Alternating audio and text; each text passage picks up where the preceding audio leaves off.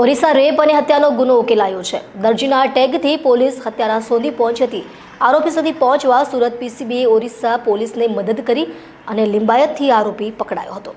ઓડિશાના કટક વિસ્તારમાં 20 દિવસ પહેલા બનેલા ગેંગ રેપ વિથ મર્ડરના કેસમાં આરોપીઓ સુધી પહોંચવામાં પીસીબીની ટીમે મહત્વની ભૂમિકા ભજવતા ઓડિશા પોલીસ આરોપીઓને પકડી પાડવામાં સફળતા મેળવી હતી।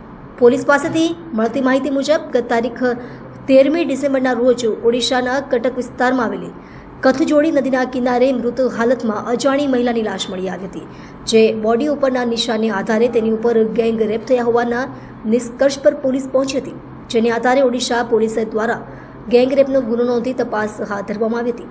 આ મહિલા બાબતે કોઈ પોલીસ સ્ટેશનમાં મિસિંગ કે અન્ય કોઈ પોલીસ નોન કે ફરિયાદ થઈ છે કે કેમ તથા મહિલા હોઠ ઉપરના ટેટુના આધારે પણ તપાસ કરતા ઓડિશા પોલીસને કોઈ સફળતા મળી ન હતી। આ દરમિયાન ગુનાવાળી જગ્યાએ નજીકથી લોહીના નિશાનવાળું એક પેન્ટ મળી આવ્યું હતું, જે પેન્ટમાં ન્યૂ સ્ટાર ટેલર્સ તથા ગુજરાતી ભાષામાં પેન્ટના મેજરમેન્ટના આંકડા લખેલી કાપલી મળી આવી હતી, જે આધારે ઓડિશા પોલીસે સુરત પોલીસને આ મામલે જાણ કરી મદદ કરવા જાણ કરી હતી।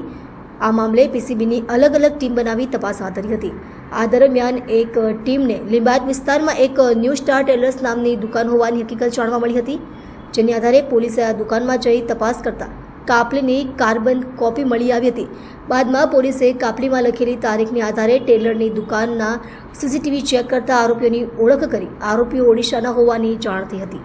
સુરત પોલીસે ઓડિશા પોલીસને આરોપીઓના નામ, મોબાઈલ નંબરની માહિતી આપી હતી, જે હકીકતના આધારે ઓડિશા પોલીસે 3 આરોપીઓને પકડી પાડી હકીકત પૂછતા 3 આરોપીઓએ ભેગા મળી મહિલા સાથે ગેંગ રેપ કરી તેની હત્યા કરી નદી કિનારે લાશ ફેંકી દીધી હતી। એક આરોપીએ પેન્ટ પર લોહીના નિશાન લાગતા પેન્ટ પણ બનાવવાળી જગ્યા નજીક ફેંકી દીધી હોવાની હકીકત જણાવી હતી। આમ ગુજરાત અને ઓડિશા પોલીસે ભેગા મળી ગેંગ રેપ જેવા અતિ ગંભીર ગુનામાં આરોપીને પકડવામાં સફળતા મેળવી હતી।